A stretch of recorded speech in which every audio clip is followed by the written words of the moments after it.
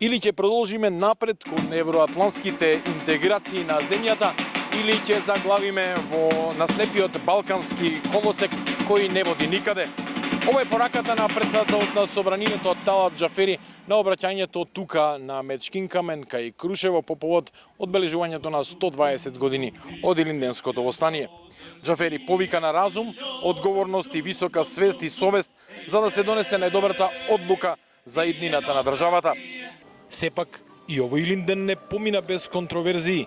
Доаѓањето на спикерот Џафери и државната делегација беше проследено со свирежиот дел од граѓаните кои извикуваа никогаш Северна и Македонија на македонците, што беше посебно изразено кога на Мечкин камен стигна и илинденската коњаница.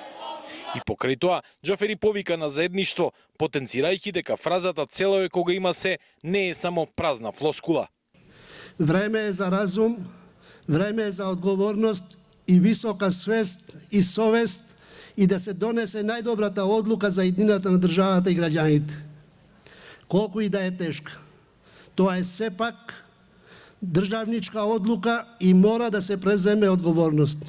Првиот опозиционер Христијан Мицкоски, лидер на ВМРО ДПМН, кој по подолго време повторно се појавува на 2 август на Мечкин камен, ја обвини власта дека додека зборува за единство, го распродава идентитетот.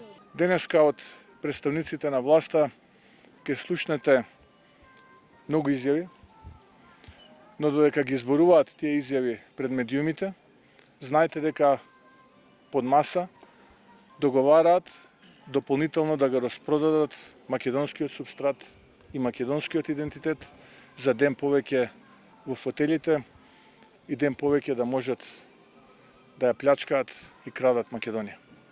Откако положи венец на Мечкин камен, делегацијата на ВМРО ДПМН си замина, не дочекувајќи го говорот на Џафери.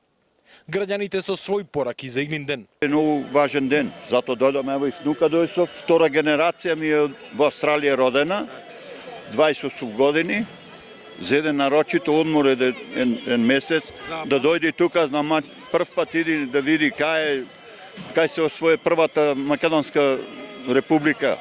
За нашата држава ова е голем ден, само што многу не е како изменуваат годините, не го почитуваме, не го празнуваме како што треба и да се даде голема чест за Македонија и за нашите борци. Значи многу за македонците сигурно. I think it's very exciting. Мислам дека е многу возбудлива. Првото востание на Балканот вреди да се оддаде почит. Убаво е да се види напорот кој го вложува Македонија за да испочитува таа историја. Утрово делегации положија венци во Македониумот на Крушевско гумење и се поклонија пред гробот на председателот на Крушевската република Никола Карев. Ја посетија местноста Слива, каде што се водела една од најжестоките битки за одбрана на републиката, а делегации на СДСМ и ВМРО ДПМН заеднички присуствуваа на панихида за паднатите илинденци. Во 1903 година, почетокот на Илинденското востание го објавиле камбаните во Крушево на помнот спроти Илинден. Околу 800 востаници го ослободиле градот, а по 2 дена Никола Карев ја прогласил Крушевската република и станал нејзин председател. Таа траела 10 дена, кога броен турски аскер во неравна битка со илинденските борци го задушил востанието. Сепак, Илинденското востание се смета за еден од темелите на македонската државност.